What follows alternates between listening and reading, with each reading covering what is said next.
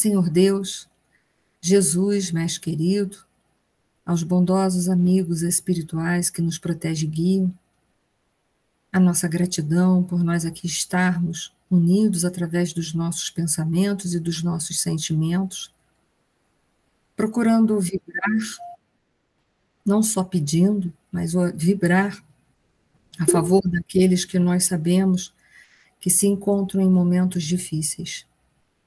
Que a nossa prece e vibração possa envolvê-los, estabelecendo neles a força, a fé e coragem que são necessárias para que possam superar suas provas e expiações. Também rogamos e vibramos paz, amor, misericórdia aos governantes e aos povos que se encontram em guerras, principalmente aos mandantes das guerras, para que tenham mais misericórdia das pessoas de uma forma geral. Também vibramos por todo o nosso planeta Terra, esse planeta azul, para que através das nossas mudanças nós possamos alavancar o planeta de regeneração e também merecermos ingressar nele. Gratidão pela encarnação, pelas provas e expiações, e que essa paz e que esse amor que já sentimos em nossos corações possa vibrar dentro de nós, nos nossos lares e em todos os pontos por onde nós emitimos os nossos pensamentos. Gratidão, que assim seja. Boa noite a todos que estão chegando aí devagarinho, né? Nós hoje vamos dar sequência ao nosso capítulo de número 4. Ver se hoje a gente consegue deslanchar o capítulo, que é um capítulo grande, como eu estava falando agora. Então, a gente também não pode passar batido em informações que são importantes, como essa daqui agora, que a gente vai ler e vai fazer algumas colocações, algumas reflexões, que se vocês também quiserem falar sobre o perdão, é sempre um assunto que é difícil para a gente, o perdão. Então, vamos... Está gravando? Estou gravando sim, muito obrigada. Então, vamos ler, e o que vocês quiserem fazer de comentários sobre o perdão, por favor, fiquem à vontade, porque é um assunto importante para todos nós, e é difícil para a gente perdoar. Então, vamos lá. Segundo verificamos, Jesus Cristo tinha sobradas razões recomendando-nos o amor aos inimigos e a oração pelos que nos perseguem e caluniam. Não é isto mera virtude, senão princípio científico de libertação do ser, de progresso da alma, de amplitude espiritual. No pensamento residem as causas. Épocas virá em que o amor, a fraternidade, a compreensão, definindo estados do espírito, serão tão importantes para a mente encarnada quanto o pão, a água, o remédio. É questão de tempo. Lícito é esperar sempre o bem com otimismo divino. Então, vamos lá. Claro que Jesus ele tinha razões suficientes para falar sobre o perdão dos inimigos. Aliás, a gente só tem que perdoar aqueles que nos fizeram alguma coisa, né, alguma coisa contra. E, em geral, para a gente chegar a uma posição de ter que perdoar, a gente já não conceitua bem essa pessoa.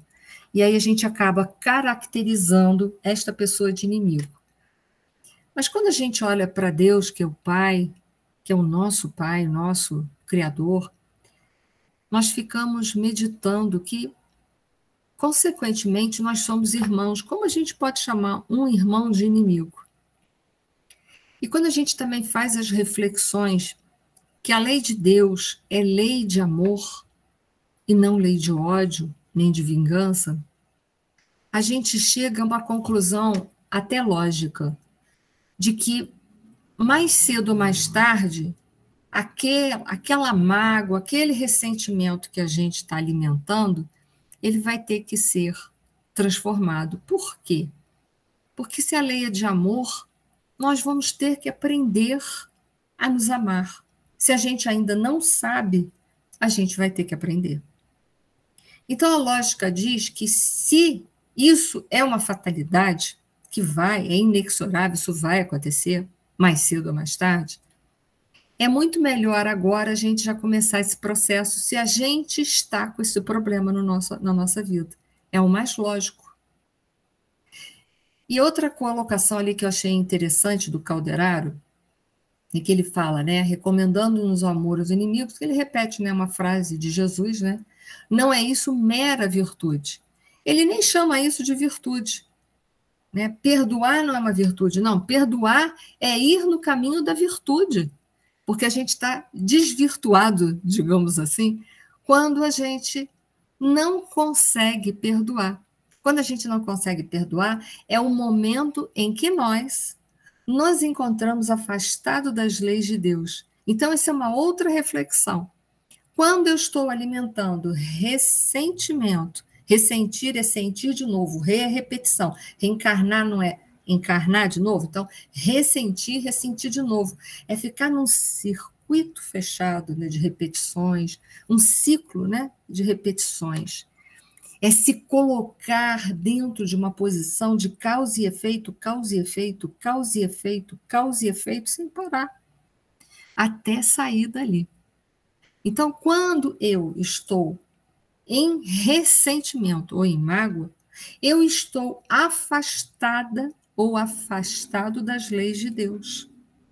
Então, isso não é uma lógica. Se a gente for pensar, a gente está cobrando uma postura de correção daquele que nós intitulamos de inimigos. Dizemos para ele que ele está errado. E nós, por conseguinte, estamos numa posição de erros. Olha só. Não é nem um pouco lógico, porque se eu estou ressentido e magoado, isso não faz parte da lei de Deus, eu estou afastada da lei de Deus, tanto quanto ele, que me fez algo que não era bom, que também estava afastado da lei de Deus. Então, são duas pessoas, inicialmente, digamos assim, que se encontram afastadas das leis de Deus e que estão fazendo cobranças duras para que aquilo possa ser revertido. Então, assim, não é nem um pouco lógico. Pode falar, Márcia. O microfone.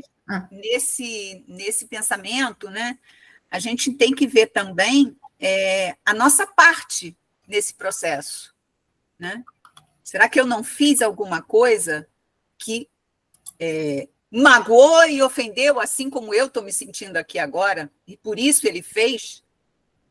Foi uma resposta de um comportamento meu? É uma boa reflexão, né? Será que eu também não tenho desse bolo, pelo menos uma fatia, ainda que seja fininha? Pode ser até que seja fininha a fatia desse bolo, né? Mas tem. Mas tem, né? Então, uma outra reflexão que foi uma boa colocação da Márcia, que a gente precisa fazer. Será que desse bololô que a gente construiu, qual é a minha parcela dentro desse erro? Porque na condição em que nos encontramos, cuja maioria de nós é espíritos imperfeitos, ninguém erra sozinho, nessa condição evolutiva, não. A gente, com certeza, deve ter feito alguma coisa que não foi tão boa assim. E qual é a minha parte? Será que eu tenho coragem, como a Márcia colocou, será que eu tenho coragem de ver qual é a minha fatia?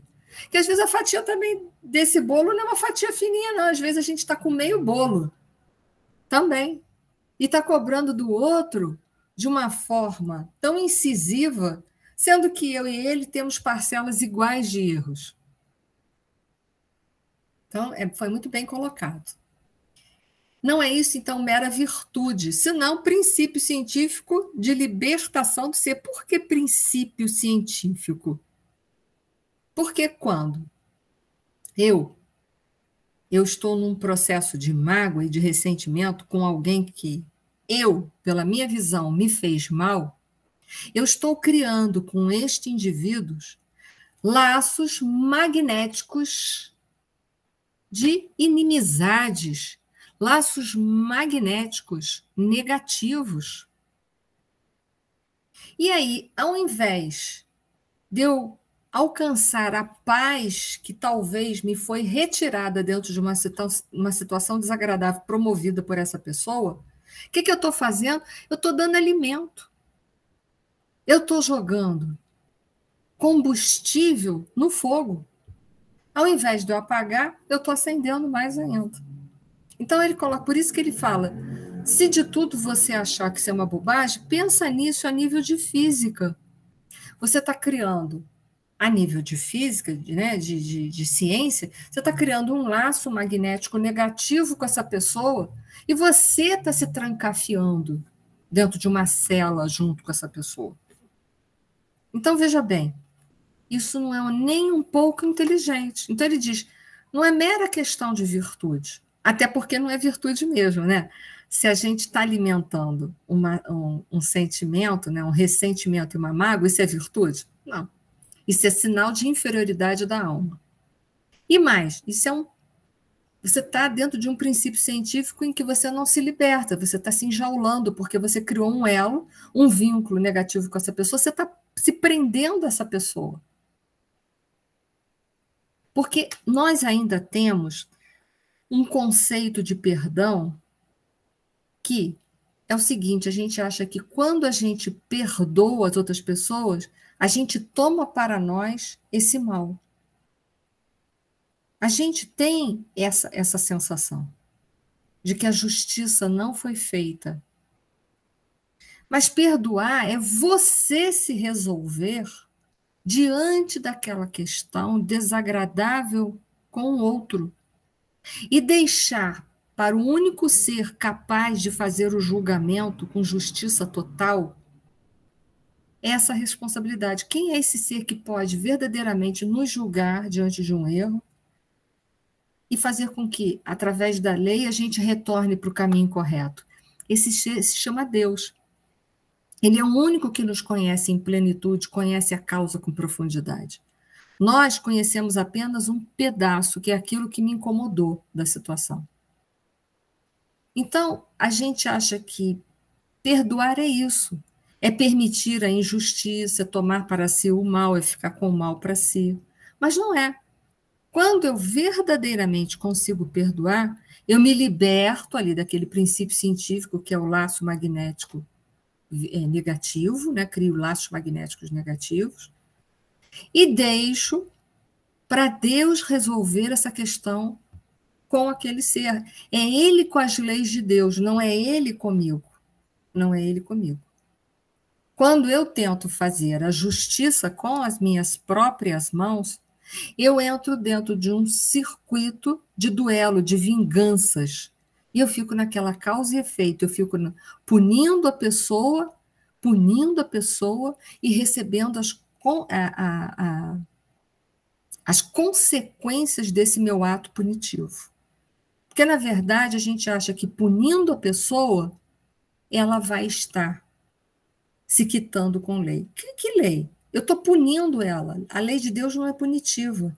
Ela apenas pede para nós nos conscientizarmos do caminho reto e seguirmos através daquele caminho reto. A punição não é retornar, não é ajudar a pessoa a entrar no caminho reto.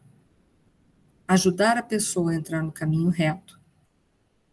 Só podemos fazer isso através da força poderosa do amor. Porque aqui na Terra, nas relações humanas, a gente só cria dois vínculos, dois laços magnéticos. São os negativos e os positivos. Os negativos através da vingança, da mágoa, do ressentimento, e os positivos através do amor. Por isso que Jesus, em dado ponto do Sermão da Montanha, quando ele abre com as bem-aventuranças, ele fala: bem-aventurados misericordiosos, porque obterão a misericórdia. Mísere, de miséria, córdia, de coração, as misérias dos nossos sentimentos. É uma solicitação de Jesus para que nós tenhamos compaixão, misericórdia das misérias alheias. Por quê? Porque nós também temos misérias dentro de nós, misérias emocionais dentro de nós. O ressentimento e a mágoa é uma das misérias, por exemplo. O vingar-se é uma das misérias que nós carregamos. Então, Jesus exorta na gente que sejamos misericordiosos, porque essa é a lei de Deus, e deixa que a lei de Deus dirija aquela pessoa para o caminho da correção. Porque nós não temos sabedoria e visão para levar a pessoa para um nível de correção. O que a gente faz é vingar-se dessa pessoa. Tanto é que a gente acha que, por mais que faz alguma coisa para a pessoa, a gente acha sempre que ela continua distanciada e nos devendo. É ou não é? Por quê? Porque a vingança ela é insaciável. Só o amor sacia a gente, só. Enquanto a gente está no processo da vingança, a gente está esfaimado, morto de fome. A única coisa que pode alimentar nossa alma, a única, é o amor. O ódio, a vingança, o ressentimento, a mágoa, a impaciência, todos esses vícios, eles nos deixam esfaimados, eles nos deixam com fome. Por quê? São vícios. E tudo que é vício nos afasta da nossa comunhão com Deus, nos afasta das leis de Deus. Então, é uma irreflexão, é uma tolice permanecer nesse circuito fechado. Né? E ele fala assim, princípio do ser, de progresso da alma, de amplitude espiritual. No pensamento reside as causas. E se a gente... No nosso pensamento, a gente só pensa em se vingar ou fazer a justiça, né? Que a gente não gosta de usar a palavra vingar, mas fazer a justiça, a gente está ali, ó, criando um elo, alimentando esse elo negativo, esses vínculos magnéticos negativos, e nunca vai se libertar. A única coisa que pode nos libertar é o amor. Né? Por isso, tão importante, por isso que ele coloca assim, época virá em que o amor, olha aí, é aquilo que nos alimenta, a fraternidade, que é filha do amor, e a compreensão, que é filha do amor, definindo estados do espírito, serão tão importantes para a mente encarnada quanto o pão, a água, os remédios. Por quê? Pão, água e remédio, o pão e a água nos alimentam, e o remédio nos curam. E o amor, se a gente viver dentro da lei do amor, a gente não vai sentir fome nem sede, e ele é o remédio que nunca nos deixará doente. Então, assim, é uma questão de lógica tentar perdoar o outro. É difícil para a nossa condição? É. Porque a gente é tão orgulhoso que a gente quer fazer justiça com a nossa própria mão.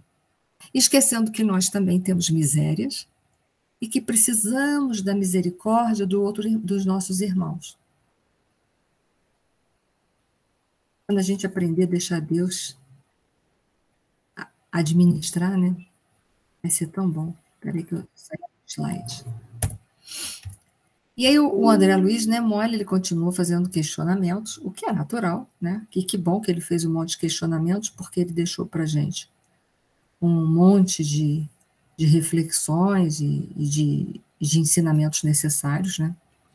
Ele fala assim, não me contive e interroguei-o, por que os não socorrer com palavras de esclarecimento? Ele queria saber, por que não esclarece os dois sobre a questão, né?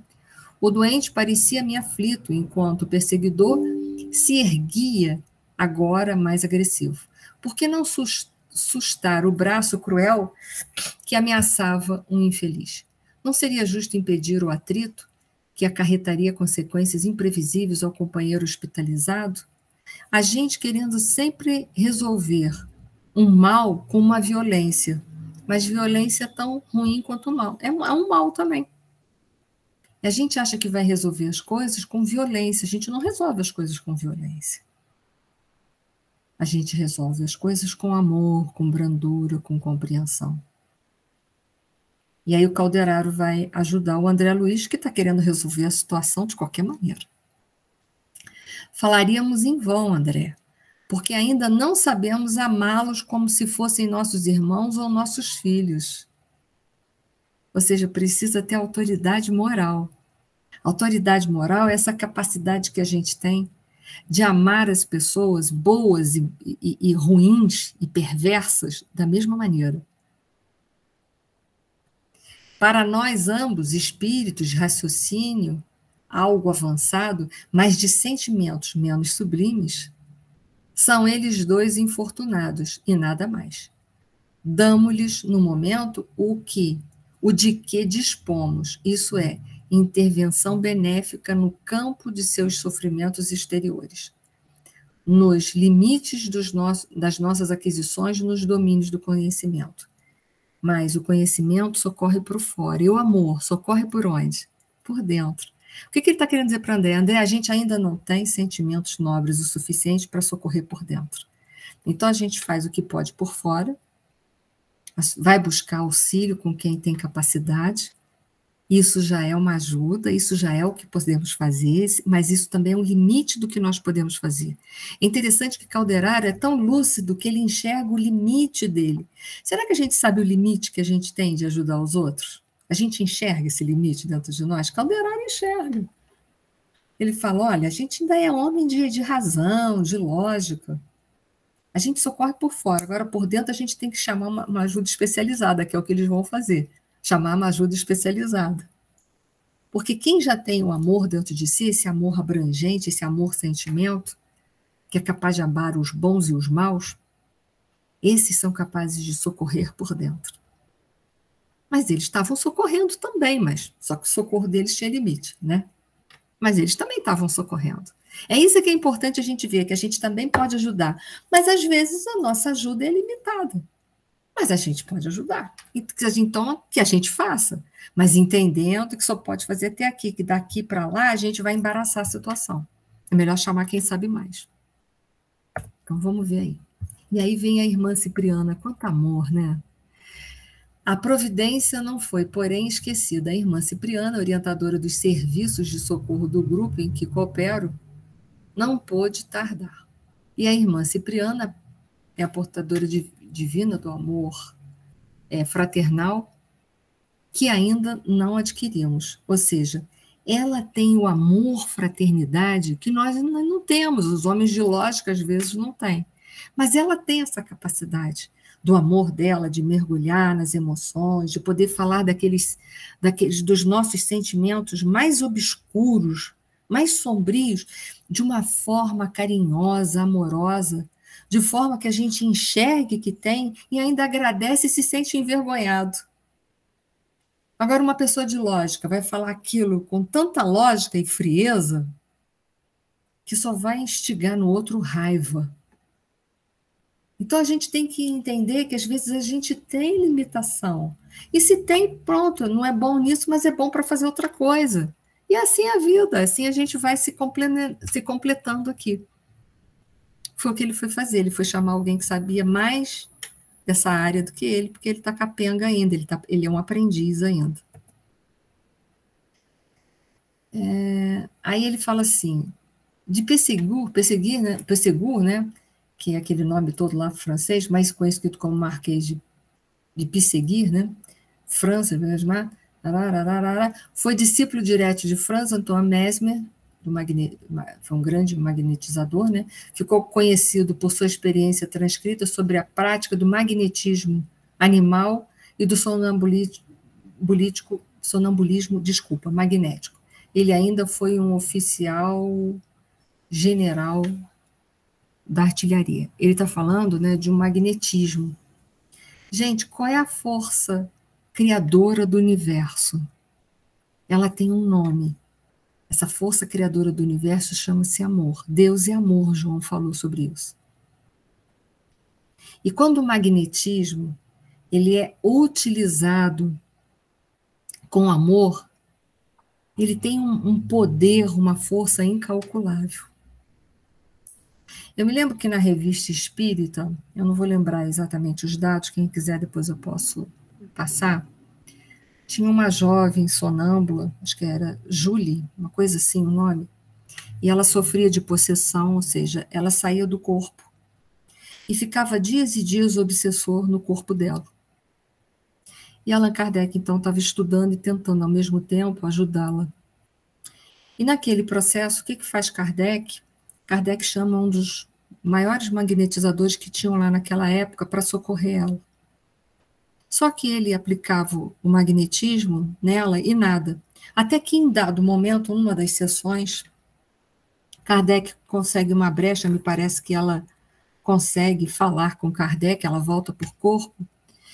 E aí Kardec, através do relato dela, ele percebe que aquele homem era um grande magnetizador mesmo, porém ele não tinha desenvolvimento moral o suficiente.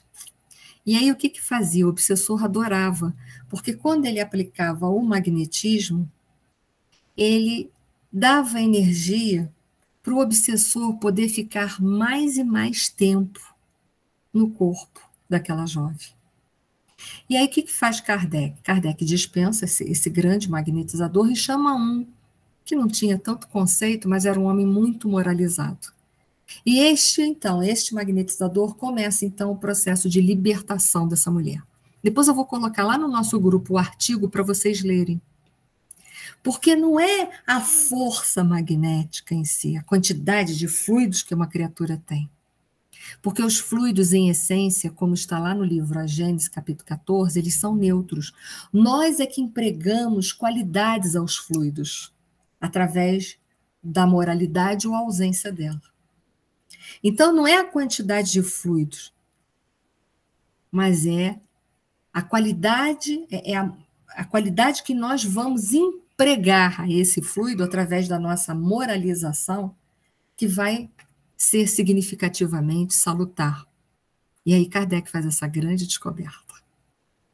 Isso é um alerta para nós até hoje, quando a gente vai lá aplicar os passes, que a gente fica tão preocupado às vezes com a técnica, mas não se preocupa se vem tendo uma vida moralizada, se a gente vem fazendo o autoconhecimento e a reforma íntima.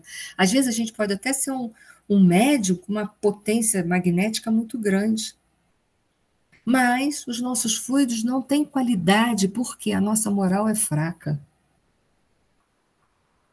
Eu vou botar isso depois lá no grupo. Se eu esquecer, vocês vão me cobrar, tá bom? É bom a gente contar assim, tudo de qualquer maneira, né? Oi, Rogério, pode falar.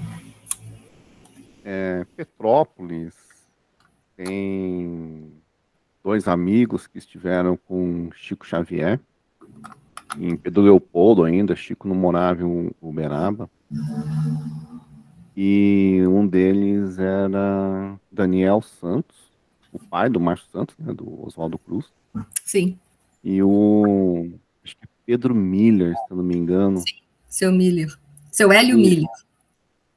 Não, acho que era Pedro, então era o filho dele, alguma coisa. Pode ser, E o Daniel, ele passou mal lá em Pedro Leopoldo. E os médicos falaram, olha, vai passar, não vai dar. E aí o Pedro, desesperado, foi lá, chamou o Chico, estava trabalhando na Fazenda Modelo. Chico saiu do serviço, apareceu lá e fez 1 hora de prece, de concentração. E depois dessa 1 hora, Chico falou, olha, irmã Sheila diz que a gente vai ter que esperar, eu vou até o centro espírita, vou fazer a atividade. Já era perto de 21 horas, e quando for mais tarde, depois do centro, eu volto. E Chico voltou meia-noite. E lá ele contou que Bezerra de Menezes pediu autorização para Maria para poder interceder e fazer uma troca de uma peça no coração do Daniel. Isso está relatado no livro Irmãos do Bom Combate, do Ramiro Gama. Eu tenho esse livro. Uhum. E lá ele diz que eles plastificaram e plasmaram uma peça no coração dele, né, porque ele já estava vomitando sangue na época, no dia.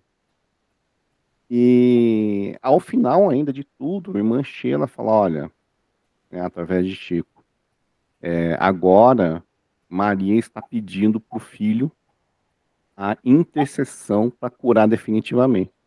Então Jesus autorizou a cura dele, do Daniel.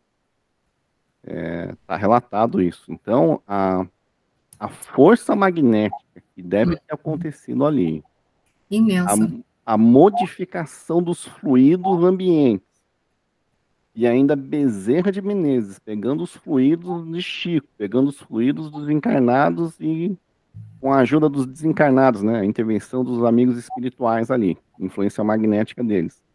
Eles fizeram uma cirurgia ali ao vivo e a cores. Então, mas isso você está falando de Chico Xavier, um homem muito moralizado, né? Que com certeza, né, a moral do Chico, né, que tinha essa capacidade de entrar em contato com esses espíritos mais elevados, né, e fazer essa intercessão. Né? Chico também colocou a mediunidade dele à disposição, mas com ajuda, né? Mas foi bom a tua colocação, Rogério, para a gente ver que a força, né, magnética está relacionada diretamente à grandeza chamada moralização. Né? Quanto mais moralizado isso aí a gente mais a gente vai poder fazer por nós e pelo próximo, no sentido de socorro, né? O Eni, no Evangelho tem uma passagem que os discípulos perguntam a Jesus por que eles não conseguiam fazer os mesmos milagres que Jesus fazia.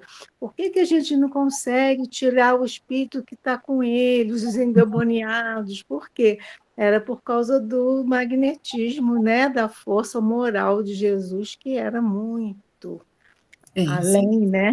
E eles, então, eles não tinham a mesma condição. Eles faziam, né, curas, mas eles queriam fazer como mestre, e eles não tinham ainda a condição, né? É bem lembrado essa passagem do Evangelho, Regina, obrigada, é verdade. É mais uma passagem que endossa isso, né? É a força moral. Né? Jesus disse que para poder expulsar aqueles espíritos precisa de muito jejum, mas não é jejum de comida. Era o jejum da disciplina mental, do autoconhecimento, da reforma íntima, né? Que mais tarde... O teu microfone está fechado, Regina. O jejum dos erros, né, das nossas imperfeições, é esse jejum que ele se referia. Né? Esse jejum é o que a gente não quer fazer, né? Esse jejum é ruim demais, né? Ficar um diazinho sem comer umas besteirinhas, a gente até fica. Agora, fazer o jejum moral é que é difícil, né? Mas é o que nos dá força. Porque mais tarde a gente vê que os discípulos que não eram tão elevados assim, não eram espíritos tão evoluídos também, né?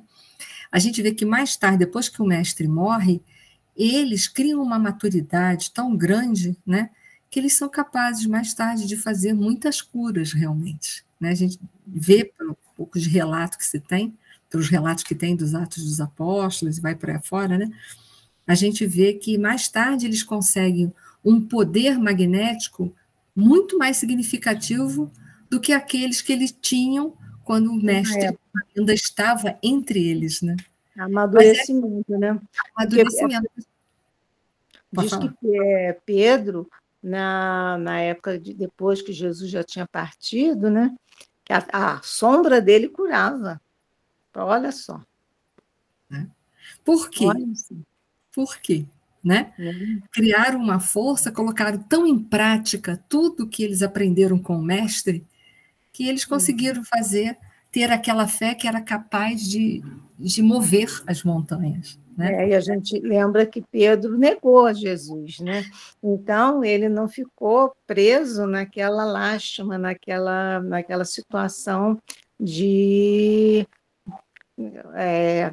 penalizar a si próprio, né? Se vitimizar, né? Se vitimizar. Ele superou e sublimou o amor, e ele mais tarde, né, uma mediunidade que acho que acho que ninguém mais tem, só ele que tinha na época. Né? Os apóstolos todos, né, eles deram grandes exemplos posteriormente, né? Todos eles, com exceção de João, morreram martirizados, né? Com exceção de João, porque João morre em Pátimos, né? Onde ele fica com Maria, e ele morre de velhice, né? Mas todos os outros morrem martirizados e provam a sua fé, a sua devoção em Jesus, né? Então tem uma vida muito bonita, uma vida mostrando para a gente que a gente também pode sair desse zero e ir para o infinito, como Paulo de Tarso também, né? Foi do zero ao infinito. Maria de Magdala, zero ao infinito. Mostrando para a gente que podemos também, mas a gente tem que querer. A gente tem que querer. Querer e se esforçar. E não eram perfeitos. Não eram, exatamente. Você vê Não... Pedro, né? Pedro foi um dos que deu muito trabalho, né? Porque ele era muito temperamental, né? E olha depois do que ele se transformou, né? Um grande trabalhador. E foi por aí afora, né? Tem várias páginas dele muito revoltado com as pessoas, né? Isso. Não é Sempre violento, né? Pedro, empainha tua espada. É né? isso aí. Sempre naquele ato de violência, né? E depois dá um exemplo. Exatamente. E nos consola do nosso temperamento, que também podemos mudar, né? Exatamente. Eles dão força para a gente não desistir. Exatamente. Né? Foram homens, foram como nós, né? Seres como nós, né? Como nós, que tiveram que vencer os seus leões internos. E venceram, isso é que é bonito, né? Mostra para a gente que a gente pode, se a gente quiser se esforçar. Né? Exatamente. Mas a gente sabe que não é mole não, né, Maria? Não é mole, não é não. Mas acho que nós já estamos aqui, já estamos dando um passinho. Já, com certeza, a gente já deu um passo, gente. Só que a gente não está aqui, a gente já deu um passo. É verdade. Então, vamos ler ali só a questão do magnetismo, que a gente já colocou muito bem aqui, todos vocês, né? Então, o Pissegur, né, foi um dos primeiros magnetistas que encontraram no sono revelador, o sonambúlico, né, em que era possível conversar com o paciente noutro estado consciencial que não o comum. Desde então, a descoberta impressionou psicologistas. Com ela surgiu nova terapêutica para tratamento das moléstias nervosas e mentais.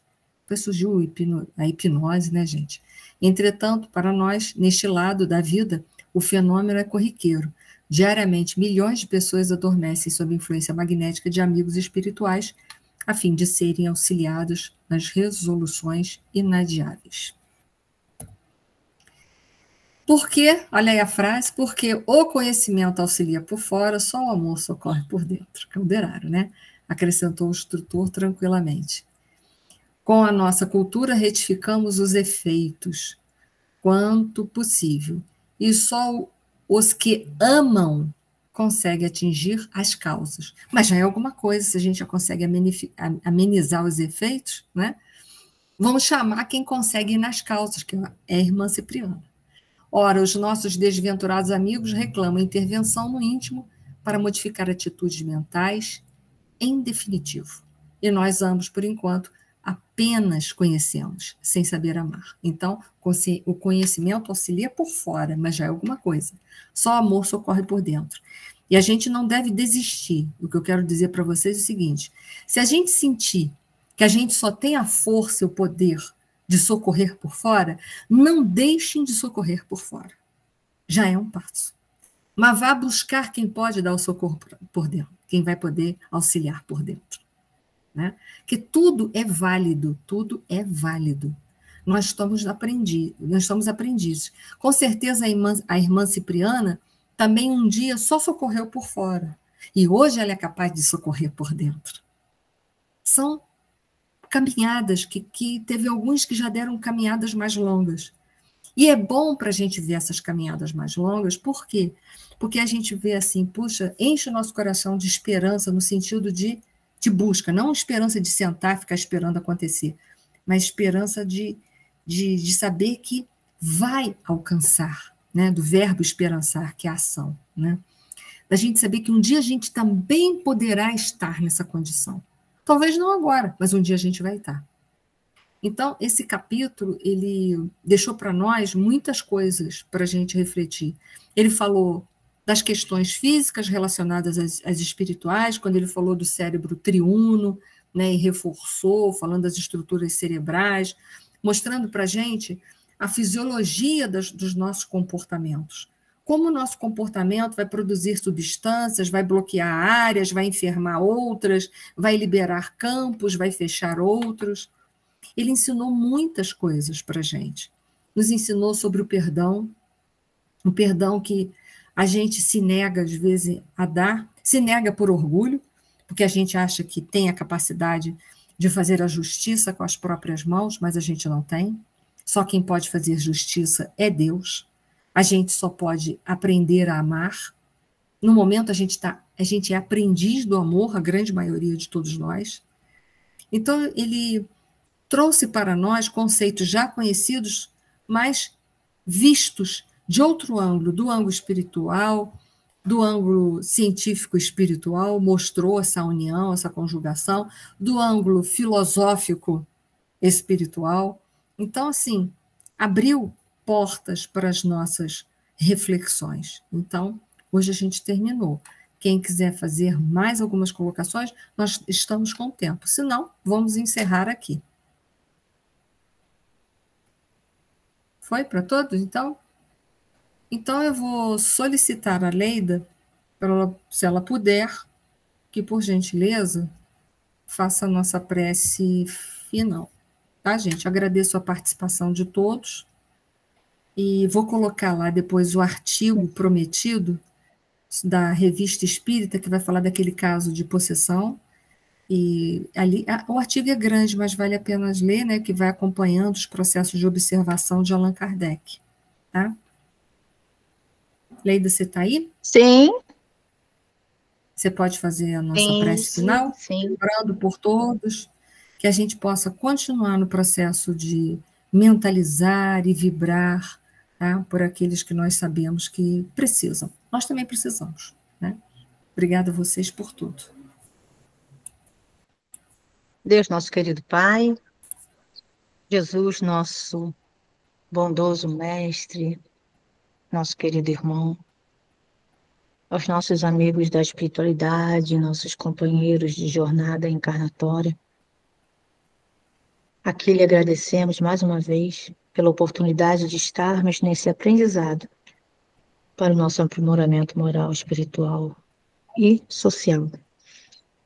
Cada vez mais com essa união de ideais, com essa perspectiva que recebemos diariamente, não só pela nossa boa vontade, mas também dos nossos queridos companheiros de jornada religiosa, bem como também aqueles companheiros familiares que sempre nos auxiliam nessa nossa trajetória evolutiva.